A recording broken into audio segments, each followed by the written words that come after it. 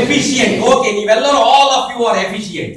ಇವತ್ತಿನ ಸಮಾಜದಲ್ಲಿ ಹೆಚ್ಚಿನ ಜನರಲ್ಲಿ ಎಫಿಷಿಯನ್ಸಿ ಇದೆ, ಆದ್ರೆ ಇನ್ನೊಂದು ಈ ಕಾಣಿಸ್ತಾ ಇಲ್ಲ. ಯಾವ್ದು ಗೊತ್ತಾ? ಅದನ್ನ ಎಂಪತಿ ಅಂತ ಕರೀತಾರೆ. ಕೇಳಿದ್ರೆ ಶಬ್ದನ ನೀವು?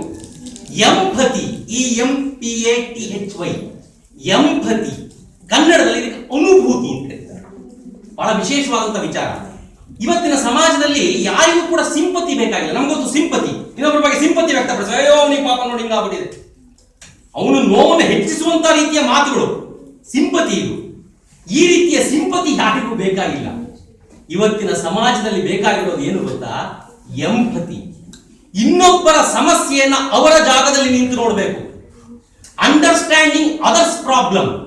ನಾನು ನಿಮ್ಮ ಜಾಗದಲ್ಲಿ ಕೂತ್ ನೋಡ್ಬೇಕು. ನನ್ನ ಜಾಗದಲ್ಲಿ ನಾನು ಕೂತಾಗ ಒಳ್ಳೆ ವೇದಿಕೆ, ನೀವು ಎಷ್ಟೊತ್ತು ಬೇಕಾದ್ರೆ ಮಾತಾಡಿ ಅಂತ ಹೇಳಿದಾರೆ ಬಸಪ್ಪ ಅವರು. ನೀವು ಕೂಡ ಮಾತಾಡಿ ಸರ್, ತೊಂದರೆ ಇಲ್ಲ ಅಂದಿದ್ದೀರಿ. ನಾನು 2 ಗಂಟೆ ಪಾಠ ಹೊಡಿಬಹುದು. ಇದು ನನ್ನ ದೃಷ್ಟಿನಲ್ಲಿ ನೋಡಿದಾಗ.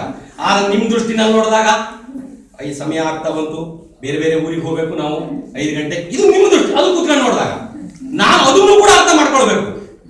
ಆಗ ಮಾತ್ರ ನನಗೆ ಸರಿಯಾದ ನಿಮ್ಮ ಸಮಸ್ಯೆ ಏನು ಅಂತ ಅರ್ಥ ಆಗುತ್ತೆ. ನಾವು ಹೆಚ್ಚಿನ ಸಂದರ್ಭಗಳಲ್ಲಿ ನಮ್ಮ ಮೂಗಿನ ನೇರದಿಂದಲೇ ಸಮಸ್ಯೆಯನ್ನು ನೋಡ್ತೀವಿ. ಇನ್ನೊಬ್ಬರ ನೆಲೆಯಲ್ಲಿ ಸಮಸ್ಯೆಯನ್ನು ನೋಡುವ ಪ್ರಯತ್ನವನ್ನ ಮಾಡೋದೇ ಇಲ್ಲ.